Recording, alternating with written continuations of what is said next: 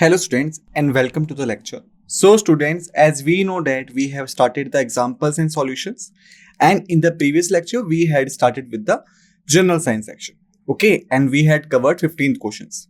So in this lecture, basically we are going to cover the 15th more question as the same pattern we have been following throughout this entire series. Okay, and our time period will be the same, means 40, 30, 20 and 15 seconds as per the question. Okay, and we will learn some new thing or we'll be revising the things which we had already covered.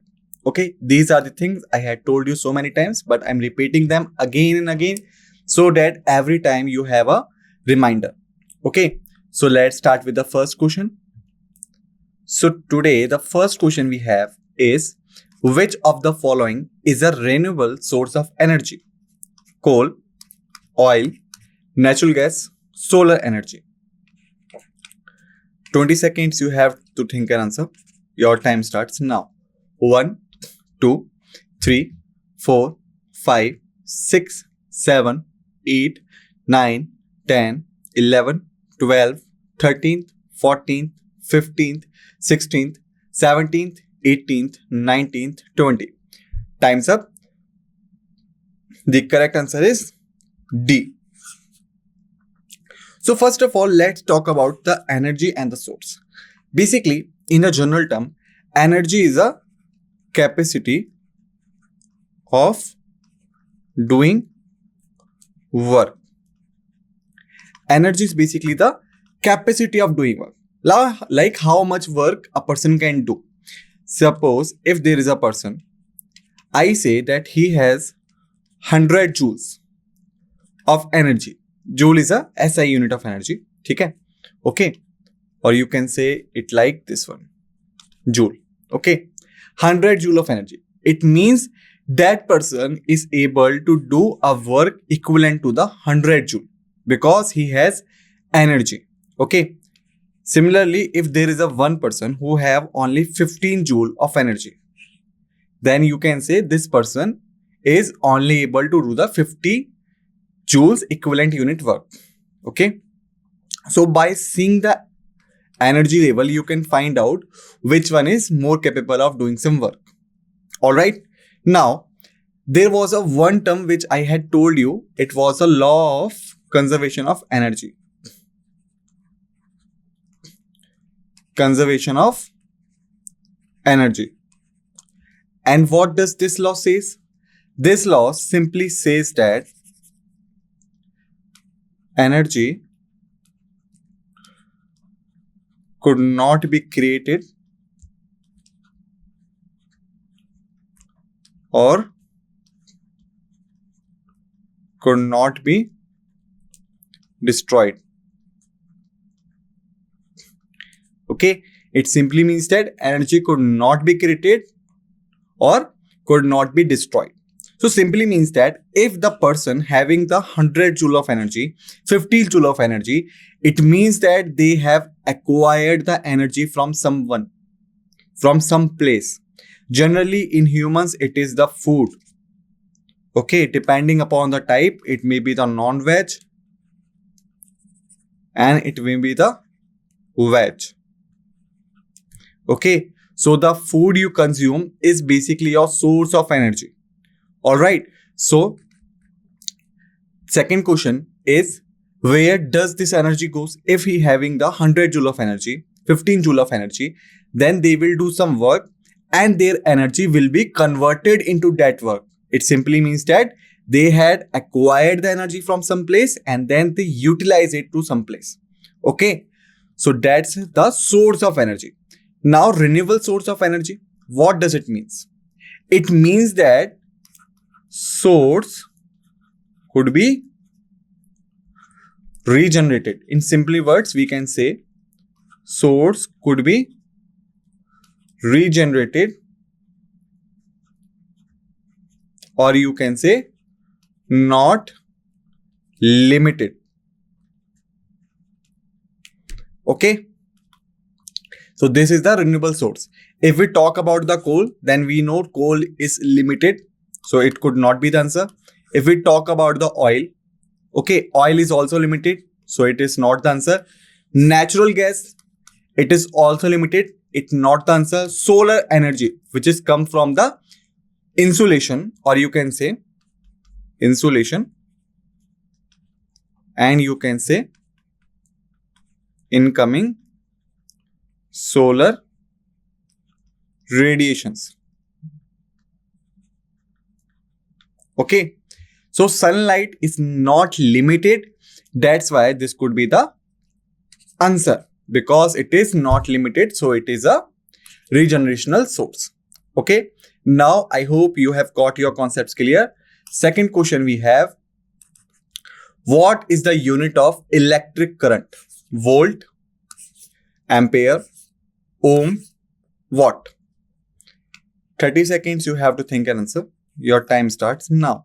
1, 2, 3, 4, 5, 6, 7, 8, 9, 10, 11, 12, 13th, 14th, 15th, 16th, 17th, 18th, 19th, 20, 21, 22, 23, 24, 25, 26, 27, 28, 29, 30. Time's up.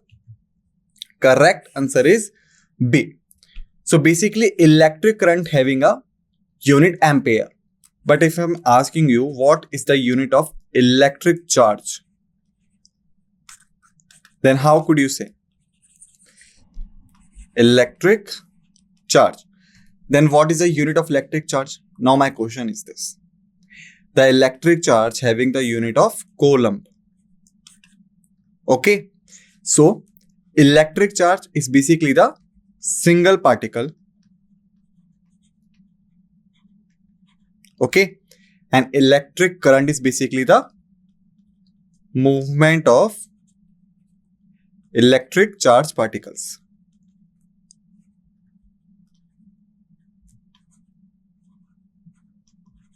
Okay. So when we talk about the static charge particle, we are talking about the electric charge. But when we're talking about a movement of electric charge particles, we are talking about the electric current. Okay. Now, there is a one person whose name I remember. His name was Benjamin Franklin. He was responsible for something in the matter of electricity. What was his work? What he did? So why I am remembering him? He was the person who divided charge into positive and negative. Okay, he divided the charge between positive and negative. So that's why we remember his name, Benjamin Franklin. Okay. Similarly, if we talk about volt, then it is a power of potential difference.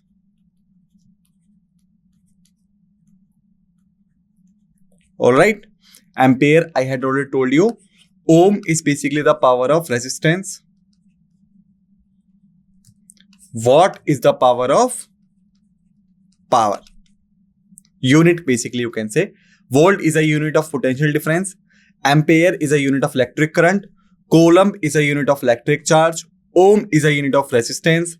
Watt is the unit of electric power. Okay? Or power simply you can say. Now, I think you have got the concepts clear. Let's move forward. Third question we have. What is the process by which water vapors turns into liquid water? Evaporation, condensation, sublimation, transpiration. 30 seconds you have to think and answer. Your time starts now. 1, 2, 3, 4, 5, 6, 7, 8, 9, 10, 11, 12, 13th, 14th, 15th, 16th, 17th, 18th, 19th, 20, 21, 22, 23, 24, 25, 26, 27, 28, 29, 30. Time's up. Correct answer is condensation.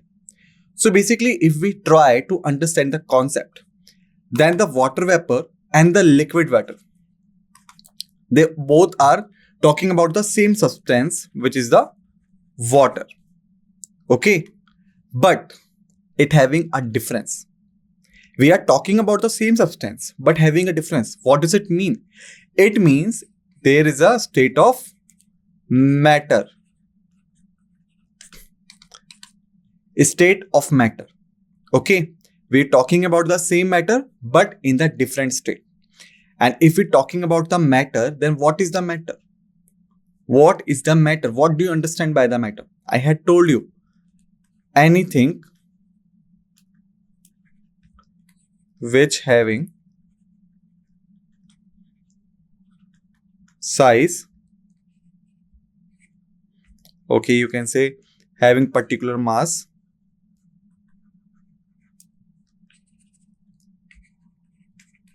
and occupying place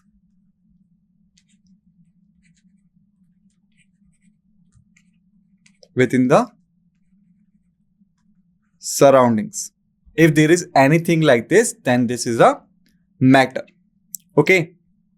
And if we talk about the state of matter, then basically there are three states of matter: solid state, liquid state, gaseous state. Okay. Solid, liquid, and gaseous. And this state could be depended upon arrangement of atoms. The format in which the atoms are arranged is the format the matter will be. Okay. Suppose, let's understand it. In solid, there is a compact atom structure.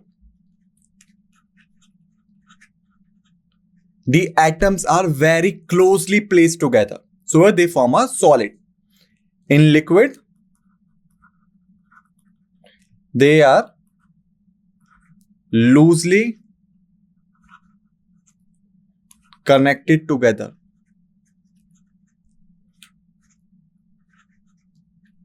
Okay, but when we talk about the gaseous form, they are highly apart from each other. Okay, so that's how the state of matter decided. All right. And when we're talking about water vapor, then it is a gaseous form. Okay. And when we talk about the liquid water, then it is the liquid form. Right. That's what we had learned. Okay. And now the question is, how does these changes arises? Because of the heat.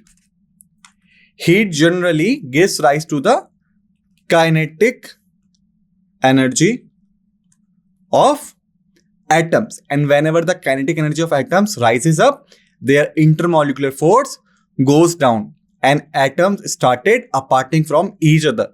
So that's why they converted from liquid to the gaseous form. This process is known as the process of evaporation.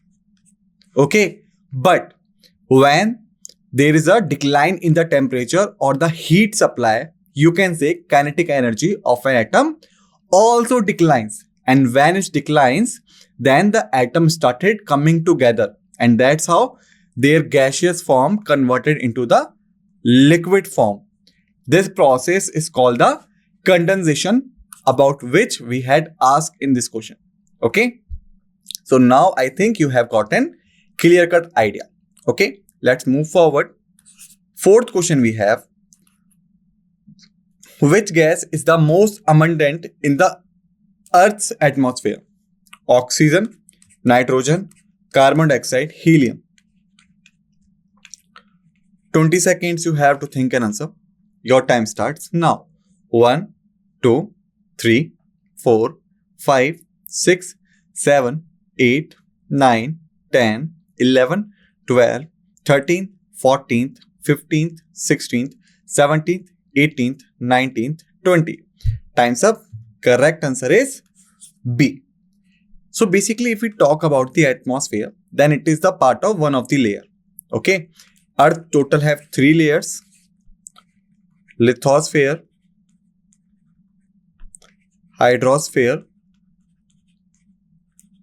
And then comes the atmosphere. Okay, it is the land part, it is the water part, it is the air or gaseous part. Okay, so now I think you have got an idea.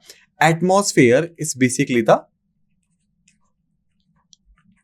collection of gases.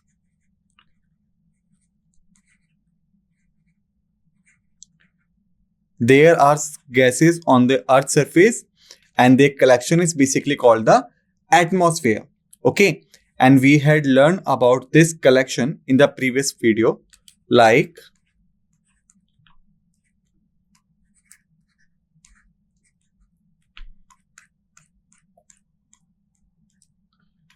nitrogen, oxygen, argon, carbon, neon, helium,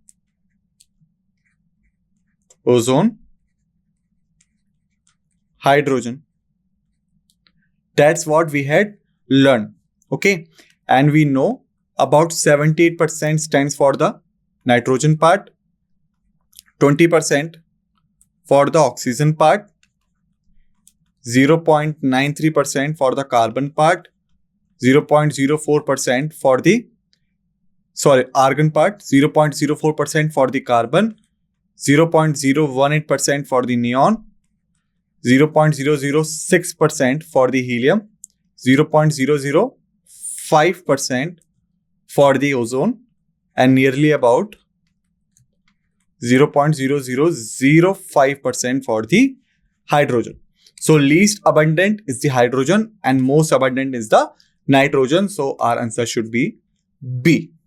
Alright, let's move forward.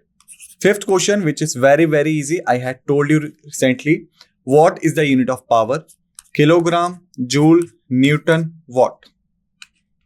15 seconds, I think, is more than enough time to answer this question. I have provided you the time. So your time starts now.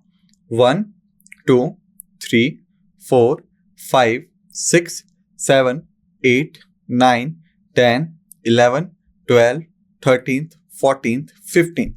Time's up. Correct answer is D. What is the SI unit of power? Kilogram is the SI unit of mass. Joule is the SI unit of work and energy. Newton is the SI unit of force. Okay, so remember these details. Sixth question we have, which type of energy is associated with the motion of an object? Mechanical energy, thermal energy, electrical energy, nuclear energy. 30 seconds you have to think and answer. Your time starts now. 1, 2, 3, 4, 5, 6, 7, 8, 9, 10, 11, 12, 13th, 14th, 15th, 16th, 17th, 18th, 19th, 20, 21, 22, 23, 24, 25, 26, 27, 28, 29, 30. Time's up. Correct answer is mechanical energy. Basically, we talk about these type of energy. Then let's start. Nuclear energy is basically related with the nuclear phenomenon.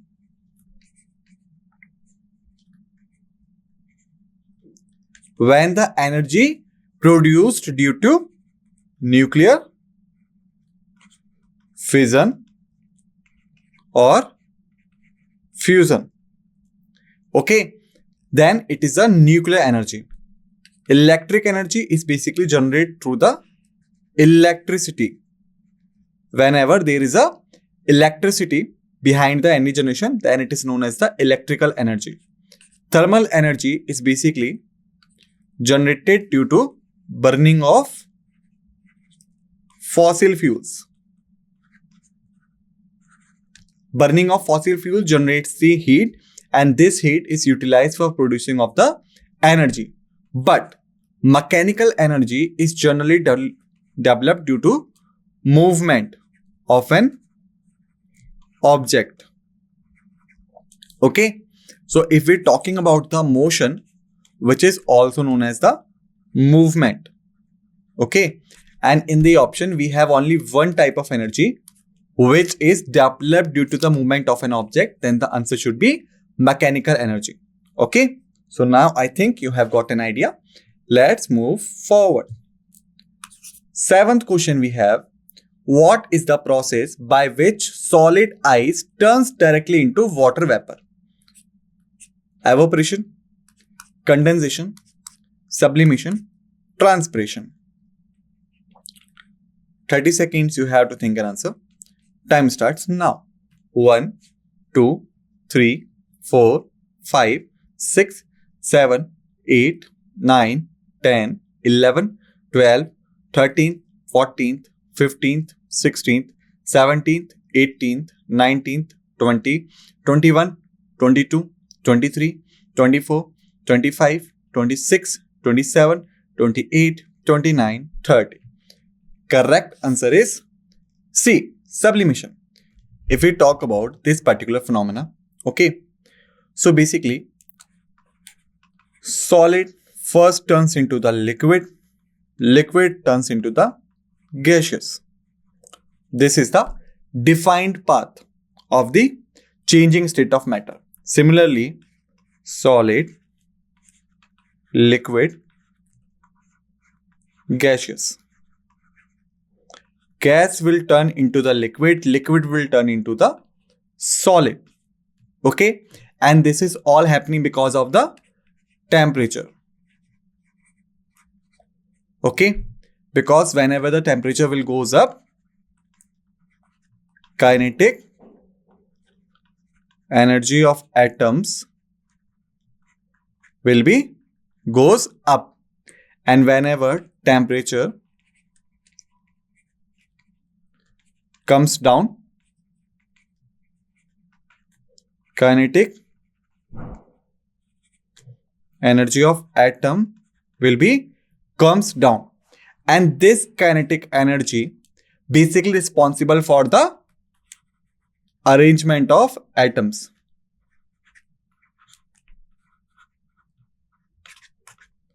Okay, and due to this there is a difference between the state of matter. Okay, but if we looked at this defined path, like solid will transfer into liquid, then will transfer into gaseous. Similarly, the gaseous will transfer into liquid, then transfer into solid. But what if this state is surpassed, which means solid directly transferred into the gaseous part? Is this possible? Yes, this is possible.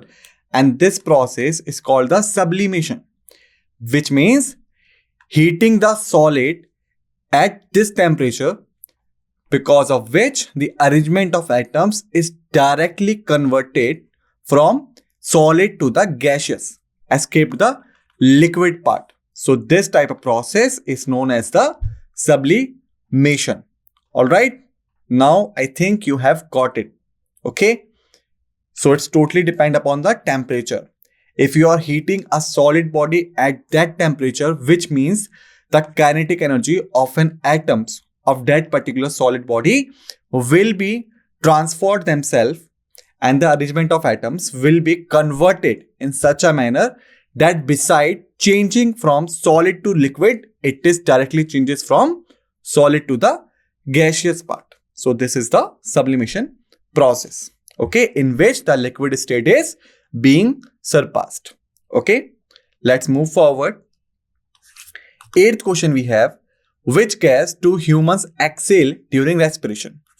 Oxygen, nitrogen, carbon dioxide, hydrogen. I had told you so many times, so I think 15 seconds is more than enough time to answer this question. Okay, so your time starts now. 1, 2, 3, 4, 5, 6, 7, 8, 9, 10, 11, 12, 13th, 14th, 15th. Time's up. Correct answer is carbon dioxide. So basically, if we talk about the humans, then we required oxygen for respiration. Okay. And we sacrifice, or you can say we exhale carbon dioxide in this process. We exhale carbon dioxide. Okay. Similarly, if we're talking about the plant like this one, okay, they generally require carbon dioxide for respirational process. So they exhale oxygen. Okay, this thing I had told you in the previous lectures as well. Okay, so just remember, the humans required oxygen for the respiration process. That's why we inhale the oxygen. Okay. Similarly, the plant, they required carbon dioxide for the respiration. That's why they inhale the carbon dioxide and exhale the oxygen. Okay. Let's move forward. Ninth question we have. What is the unit of electric potential or voltage? Volt, ampere, ohms, watt. I had told you about this in this lecture only. So I think 15 seconds is more than enough time to give answer. Your time starts now. 1, 2, 3, 4, 5, 6, 7, 8, 9, 10, 11, 12, 13th, 14th, 15th. Time's up. A is the correct answer. A is the unit of electric potential or voltage. Ampere is the unit of electric current.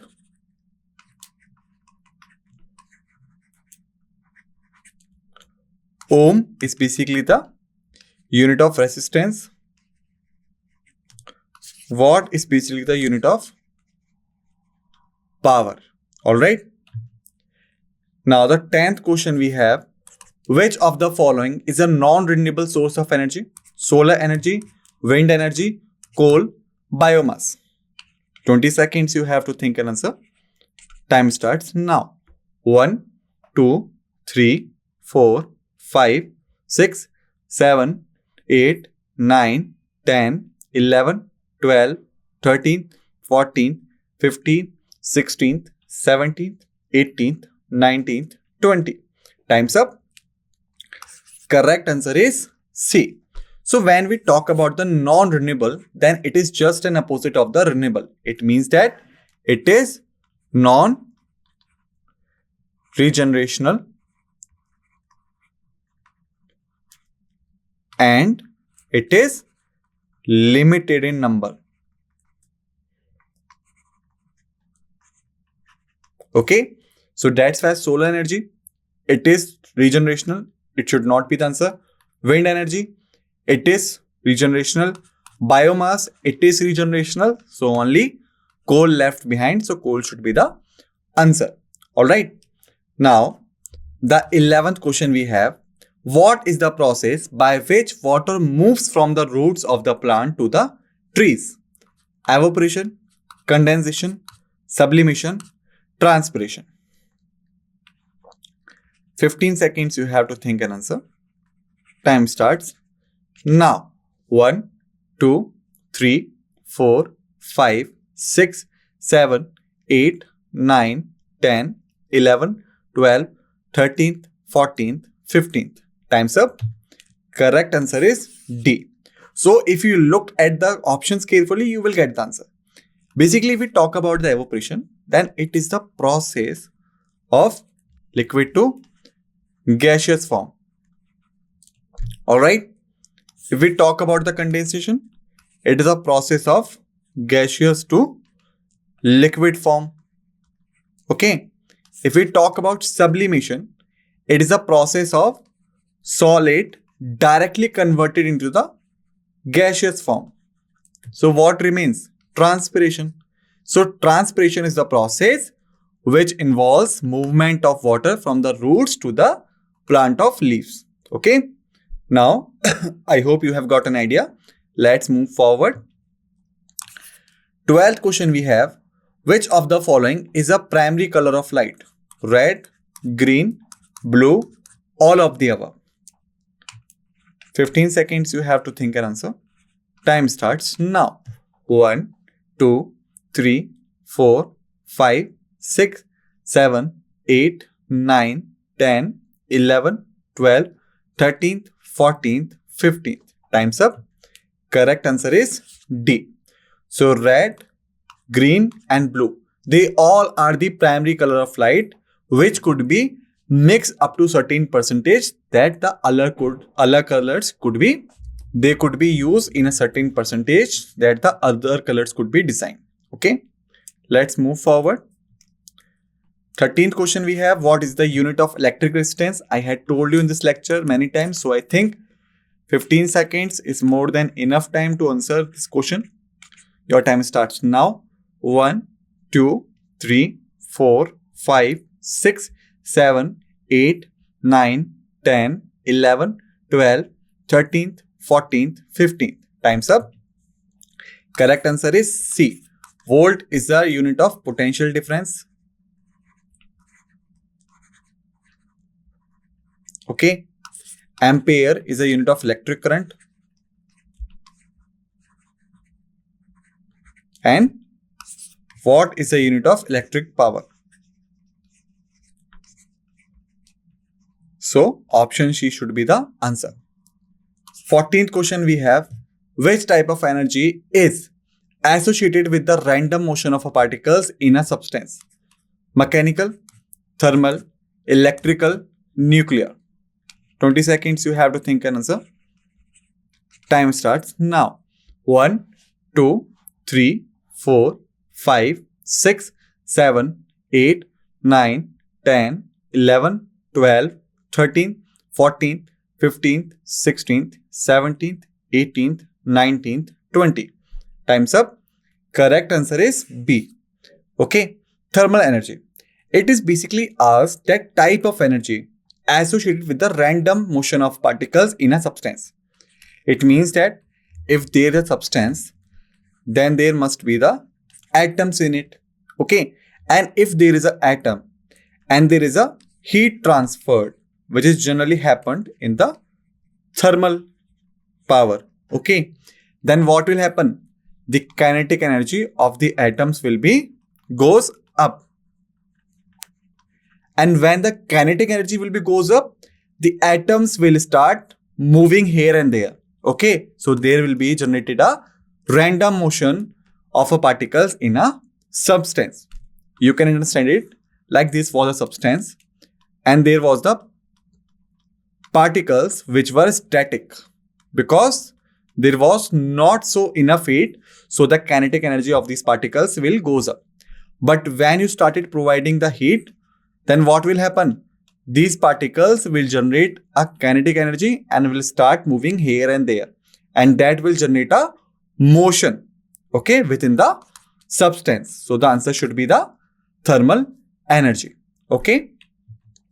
Last question we have, what is the process by which water is heated and turned into water vapor?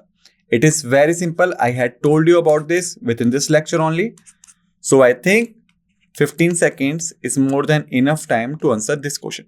Your time starts now. 1, 2, 3, 4, 5, 6, 7, 8, 9, 10, 11, 12, 13th, 14th, 15th. Time's up. Correct answer is evaporation. Okay. So students, in this lecture, we had finished the general science sections. Okay. In the next lecture, we will continue with the environmental studies. Till then, just revise all the facts and figures we have discussed in this lecture and prepare yourself for the next lecture. With this notes, let's end this lecture and thank you.